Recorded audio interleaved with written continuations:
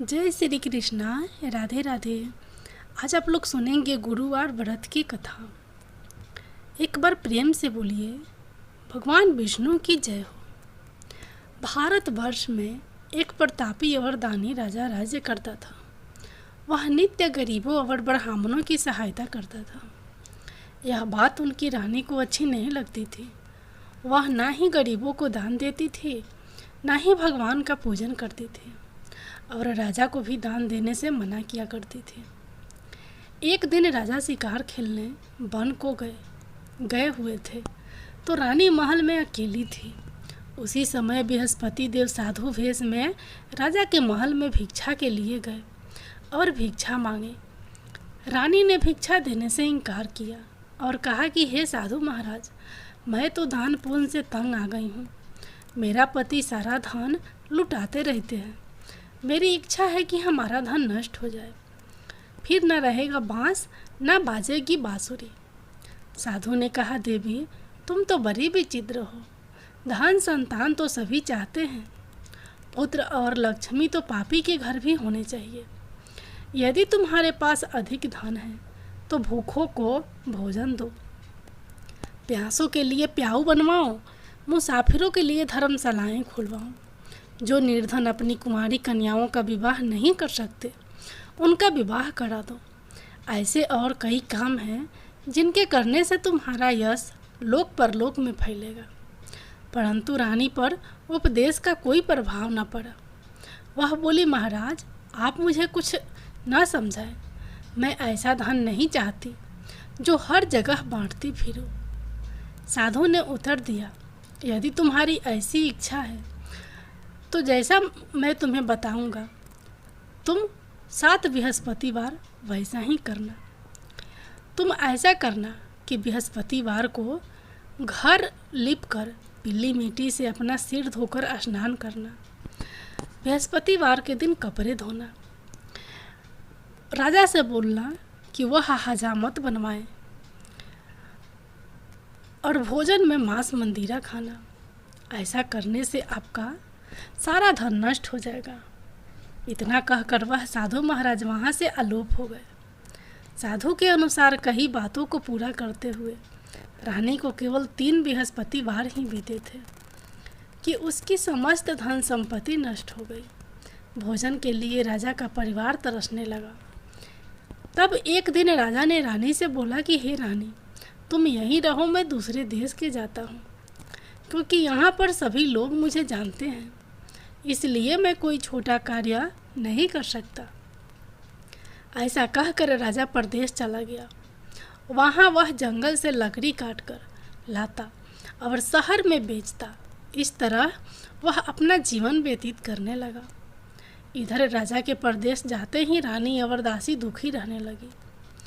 एक बार जब रानी और दासी को 7 दिन तक बिना भोजन के रहना पड़ा, तो रानी ने अपनी दासी से कहा कि हे दासी, पास ही के नगर में मेरी बहन रहती है। वह बड़ी धनवान है, तो उसके पास जा और कुछ ले आ, ताकि थोड़ी बहुत गुजर बसर हो जाए। दासी रानी के बहन के पास गई। उस दिन गुरुवार था और रानी की बहन उस समय बृहस्पतिवार व्रत की कथा सुन रही थी। दासी ने रानी की बहन को अपनी रानी का संदेश दिया, लेकिन रानी की बहन कोई उत्तर नहीं दिया। जब दासी को रानी की बहन से कोई उत्तर नहीं मिला, तो वह बहुत दुखी हुई और उसे क्रोध भी आया। दासी ने वापस आकर रानी को सारी बात बता दी। सुनकर रानी ने अपने भाग्य को कोसा। उधर रानी की बहन ने सोचा कि मेरी बहन की दासी आई थी, परंतु मैं उससे नहीं बोली, इससे वह बहुत दुखी हुई होगी। कथा सुनकर और पूजा समाप्त करके वह अपनी बहन के घर आई और कहने लगी हे बहन, मैं बृहस्पतिवार का व्रत कर रही थी। तुम्हारी दासी मेरे घर आई थी, परंतु जब तक कथा होती है तब तक ना तो उठते हैं और ना ही बोलते हैं, इसलिए मैं नहीं बोली। कहो दासी क्यों गई थी? रानी बोली, बहन तुमसे क्या छिपाऊं, हमारे घर में खाने तक को अनाज नहीं था। ऐसा कहते कहते रानी की आंखें भर आई। उसने दासी समेत पिछले 7 दिनों से भूखे रहने तक की बात अपनी बहन को विस्तार पूर्वक सुना दी। रानी की बहन बोली, देखो बहन, भगवान बृहस्पति देव सबकी मनोकामना को पूर्ण करते हैं। देखो, शायद तुम्हारे घर में अनाज रखा हो। पहले तो रानी को विश्वास नहीं हुआ, पर बहन के आग्रह करने पर उसने अपनी दासी को अंदर भेजा तो उसे सचमुच अनाज से भरा एक घड़ा मिल गया। यह देखकर दासी को बड़ी हैरानी हुई। दासी रानी से कहने लगी कि हे रानी, जब हमको भोजन नहीं मिलता तो हम व्रत ही तो करते हैं, इसलिए क्यों ना इनसे व्रत और कथा की विधि पूछ ली जाए ताकि हम भी व्रत कर सकें। तब रानी ने अपने बहन से बृहस्पतिवार व्रत के बारे में पूछा। उसकी बहन ने बताया, बृहस्पतिवार के व्रत में चने की दाल और मुनाका से विष्णु भगवान का केले की जड़ में पूजन करें तथा दीपक जलाएं, व्रत कथा सुने और पीला भोजन ही करें। इससे बृहस्पति देव प्रसन्न होते हैं। व्रत और पूजन विधि बताकर रानी की बहन अपने घर को लौट गई। 7 दिन के बाद जब गुरुवार आया तो रानी और दासी ने व्रत रखा। घुड़साल में जाकर चना और गुड़ ले आई, फिर उससे केले की जड़ तथा विष्णु भगवान का पूजन किया। अब पीला भोजन कहाँ से आए, इस बात को लेकर दोनों बहुत दुखी थे, चूँकि उन्होंने व्रत रखा था। इसलिए बृहस्पति देव उनसे प्रसन्न थे। इसलिए वे एक साधारण व्यक्ति का रूप धारण कर 2 थालों में सुंदर पीला भोजन दासी को दे गए। भोजन पाकर दासी प्रसन्न हुई और फिर रानी के साथ मिलकर भोजन ग्रहण किया। उसके बाद वे सभी गुरुवार को व्रत और पूजन करने लगी। बृहस्पति भगवान की कृपा से उनके पास फिर से धन संपत्ति आ गई, परंतु रानी फिर से पहले की तरह आलस्य करने लगी। तब दासी बोली, देखो रानी, तुम पहले भी इस प्रकार आलस्य करती थी। तुम्हें धन रखने में कष्ट होता था, इस कारण सभी धन नष्ट हो गया। और अब जब भगवान बृहस्पति की कृपा से धन मिला है तो तुम्हें फिर से आलस्य होता है।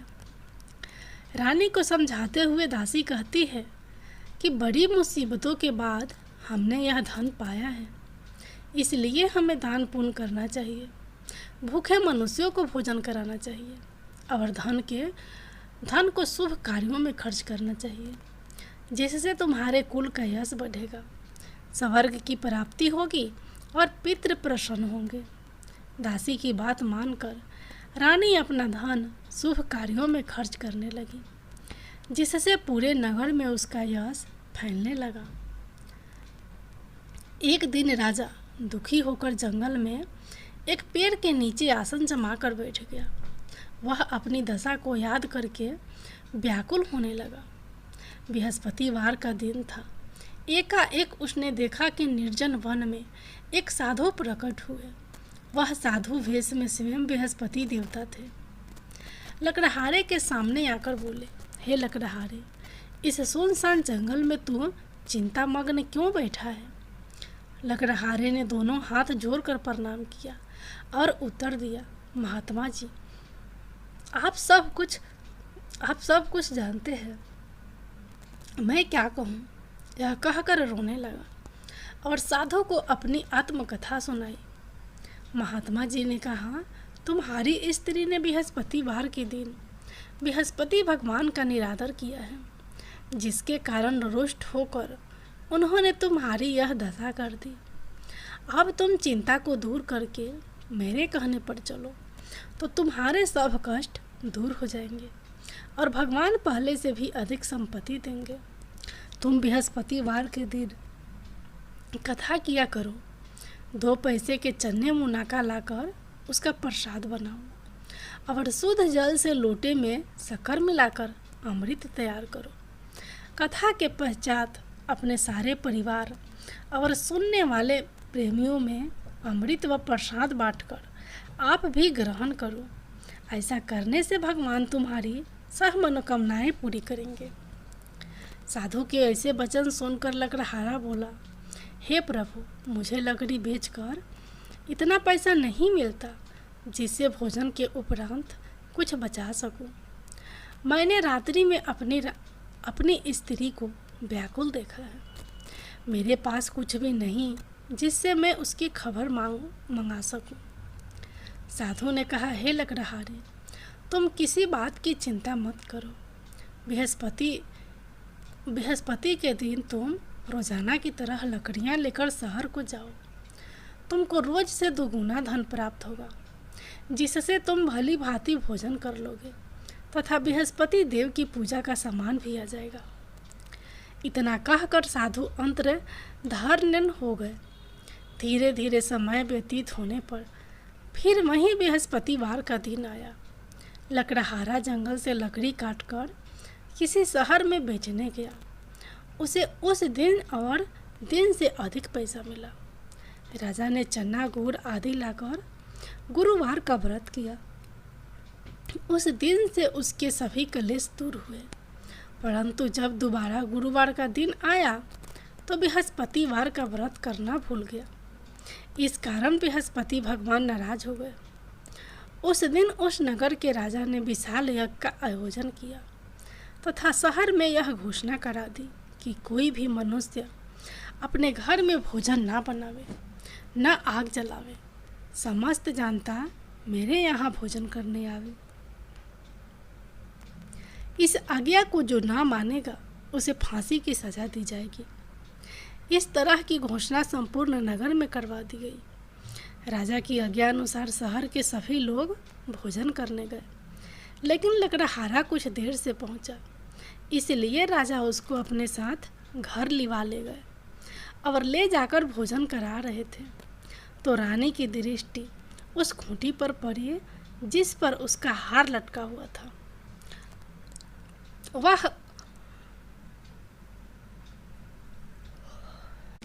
वहां पर दिखाई नहीं दिया। रानी ने निश्चय किया कि मेरा हार इस मनुष्य ने चुरा लिया है। उसी समय सिपाहियों को बुलाकर उसको कारागार में डलवा दिया। जब लकड़हारा कारागार में पड़ गया और बहुत दुखी होकर विचार करने लगा कि न जाने कौन से पूर्व जन्म के कर्म से मुझे यह दुख प्राप्त हुआ है, और उसी साधु को याद करने लगा जो कि जंगल में मिला था। उसी समय तत्काल बृहस्पति देव साधु के रूप में प्रकट हुए और उसकी दशा को देखकर कहने लगे, अरे मूर्ख, तूने बृहस्पति देव की कथा नहीं करी, इस कारण तुझे दुख प्राप्त हुआ है। अब चिंता मत कर। बृहस्पतिवार के दिन कारागार के दरवाजे पर 4 पैसे पड़े मिलेंगे, उनसे तू बृहस्पति देव की पूजा करना, तेरे सभी कष्ट दूर हो जाएंगे। बृहस्पति के दिन उसे 4 पैसे मिले। लकड़हारे ने कथा कही। उसी रात्रि को बृहस्पति देव ने उस नगर के राजा को सपने में कहा, हे राजा, तुमने जिस आदमी को कारागार में बंद कर दिया है वह निर्दोष है, वह राजा है, उसे छोड़ देना। रानी का हार उसी खूंटी पर लटका है। अगर तू ऐसा नहीं करेगा तो मैं तेरे राज्य को नष्ट कर दूंगा। इस तरह रात्रि के सपने को देखकर राजा प्रातः काल उठा और खूंटी पर हार देखकर लकड़हारे को बुलाकर क्षमा मांगी तथा लकड़हारे को योग्य सुंदर वस्त्र आभूषण देकर विदा कर दिया।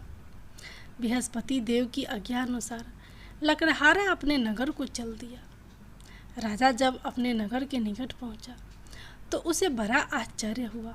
नगर में पहले से अधिक बाग, तालाब, कुएं तथा बहुत सी धर्मशाला, मंदिर बन गई।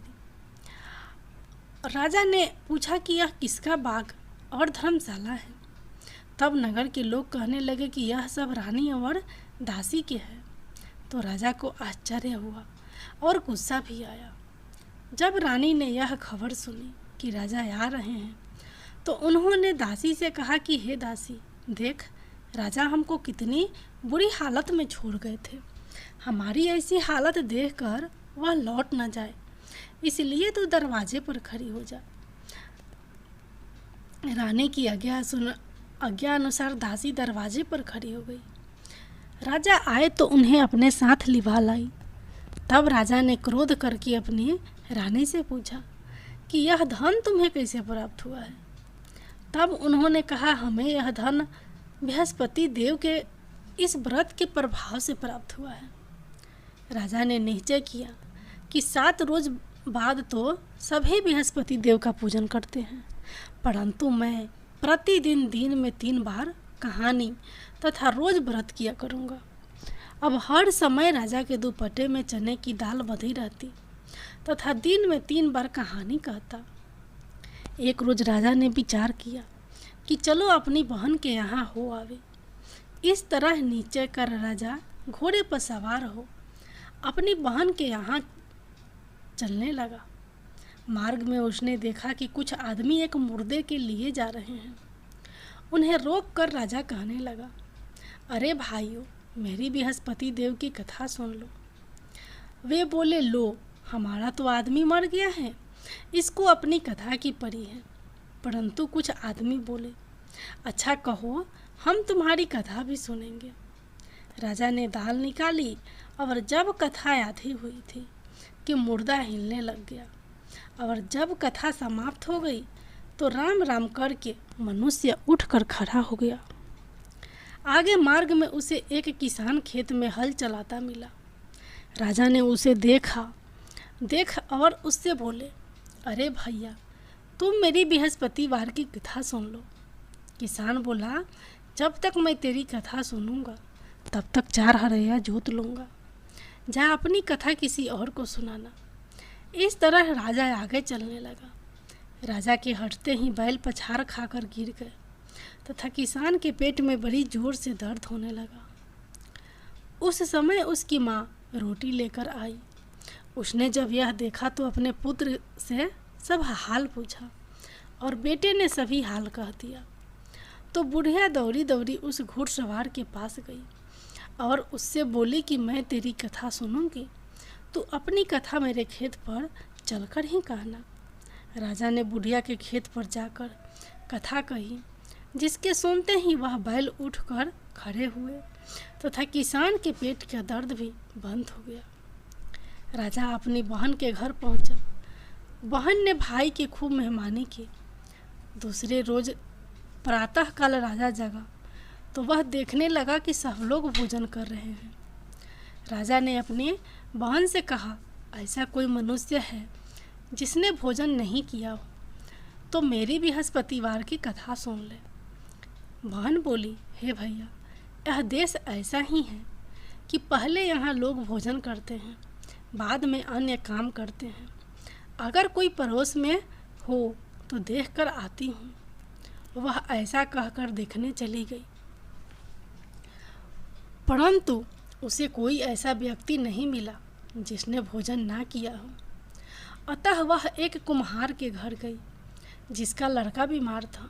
उसे मालूम हुआ कि उनके यहाँ 3 रोज से किसी ने भोजन नहीं किया है। रानी ने अपने भाई की कथा सुनने के लिए कुम्हार से कहा। वह तैयार हो गया। राजा ने जाकर बृहस्पतिवार की कथा कही, जिसको सुनकर उसका लड़का ठीक हो गया। अब तो राजा की प्रशंसा होने लगी। एक रोज राजा ने अपनी बहन से कहा कि हे बहन, हम अपने घर को जाएंगे, तुम भी तैयार हो जाओ। राजा की बहन ने अपनी सास ने कहा चली जा, परंतु अपने लड़कों को मत ले जाना, क्योंकि तेरे भाई के कोई औलाद नहीं है। बहन ने अपने भैया से कहा, हे भैया, मैं तो चलूँगी पर कोई बालक नहीं जाएगा।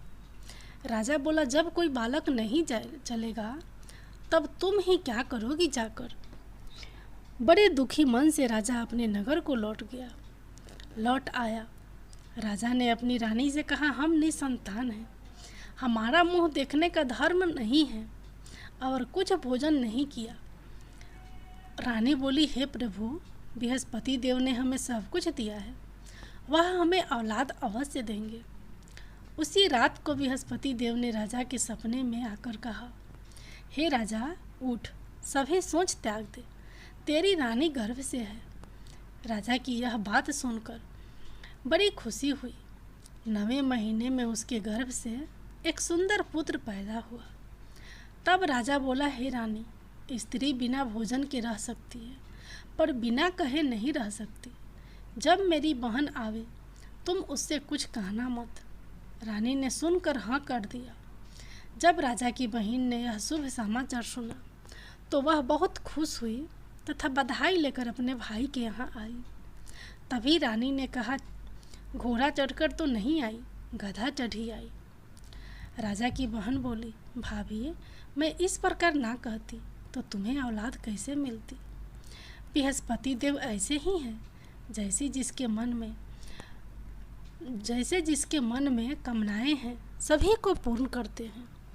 जो सद्भावना पूर्वक बृहस्पतिवार का व्रत करता है एवं कथा पढ़ता है अथवा सुनता है, दूसरों को सुनाता है, बृहस्पति देव उसकी सभी मनोकामना पूर्ण करते हैं।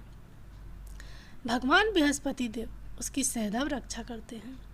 संसार में जो मनुष्य सद्भावना से भगवान जी का पूजन व्रत सच्चे हृदय से करते हैं तो उनकी सभी मनोकामनाएं पूर्ण करते हैं। जैसी सच्ची भावना से रानी और राजा ने उनकी कथा का गुणगान किया था, उनकी सभी इच्छाएं बृहस्पति देव जी ने पूर्ण की थी। इसलिए पूर्ण कथा सुनने के बाद प्रसाद लेकर जाना चाहिए। हृदय से उनका मनन करते हुए जयकारा बोलना चाहिए। बोलो बृहस्पति देव की जय हो, भगवान विष्णु की जय हो। अब सुनिए गुरुवार व्रत की अगली कथा।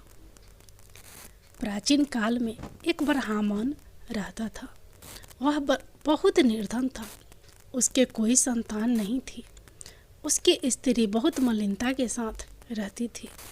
वह स्नान ना करती, ना किसी देवता का पूजन करती। इससे ब्राह्मण देवता बड़े दुखी थे। बेचारे बहुत कुछ करते थे किंतु उसका कुछ परिणाम ना निकलता। भगवान की कृपा से ब्राह्मण की स्त्री के कन्या रूपी रत्न पैदा हुआ। कन्या बड़ी होने पर प्रातः स्नान करके विष्णु भगवान का जप व बृहस्पतिवार का व्रत करने लगी। अपने पूजन पाठ को समाप्त करके विद्यालय जाती तो अपने मुट्ठी में जौ भर के ले जाती और पाठशाला के मार्ग में डालती जाती। तब ये जौ सोने के हो जाते। लौटते समय उनको बीनकर घर ले आती थी। एक दिन वह बालिका सूप में उस सोने के जौ को फटक कर साफ कर रही थी कि तभी उसके पिता ने देख लिया और कहा, हे बेटी, सोने के जौ को फटकने के लिए सोने का सूप होना चाहिए। दूसरे दिन बृहस्पतिवार था। इस कन्या ने व्रत रखा और बृहस्पति देव से प्रार्थना करके कहा, मैंने आपकी पूजा सच्चे मन से की है तो मेरे लिए सोने का सूप दे दो। बृहस्पति देव ने उसकी प्रार्थना स्वीकार कर ली। रोजाना की तरह वह कन्या जौ फैलाती हुई जाने लगी। जब लौट कर जौ बीन रही थी तो बृहस्पति देव की कृपा से सोने का सूप मिला। उसे वह घर ले आई और उसमें जौ साफ करने लगी, परंतु उसकी माँ का वही ढंग रहा।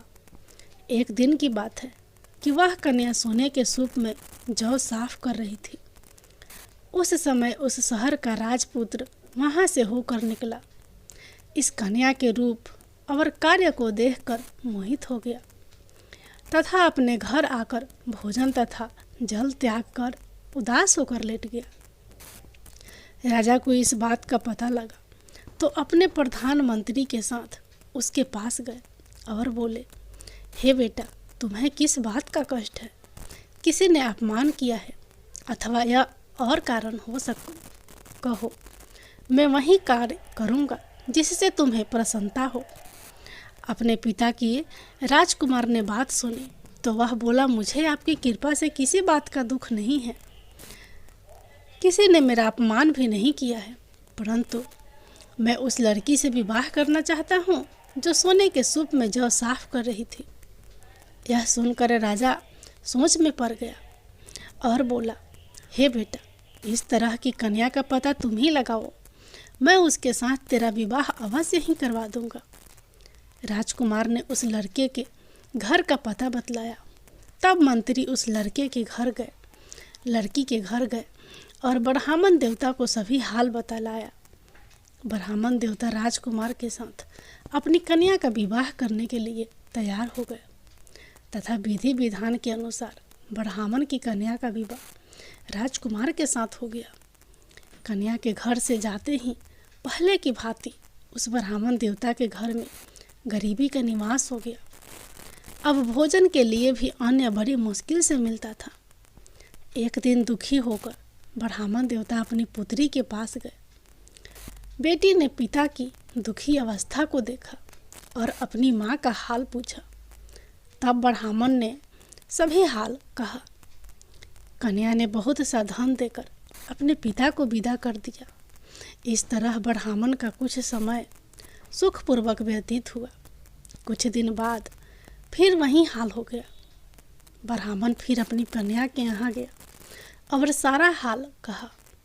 तो लड़की बोली, हे पिताजी, आप माताजी को यहाँ लिया लाओ, मैं उसे विधि बता दूंगी जिससे गरीबी दूर हो जाए। वह ब्राह्मण देवता अपनी स्त्री को साथ लेकर पहुँचे तो अपनी माँ को समझाने लगी, हे माँ, तुम प्रातःकाल प्रथम स्नान आदि करके विष्णु भगवान का पूजन करो तो सब दरिद्रता दूर हो जाएगी। परंतु उसकी माँ ने एक भी बात नहीं मानी और प्रातःकाल उठकर अपनी पुत्री के बच्ची जूठन को खा लिया करती थी।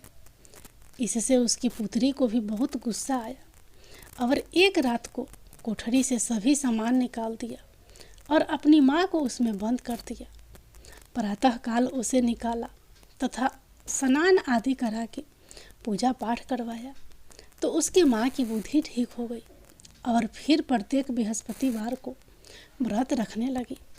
इस व्रत के प्रभाव से उसके माँ बाप बहुत ही धनवान और पुत्रवान हो गए और बृहस्पति जी के प्रभाव से इस लोक के सुख भोग कर स्वर्ग को प्राप्त हुए। सह बोलो विष्णु भगवान की जय। बोलो बृहस्पति देव भगवान की जय।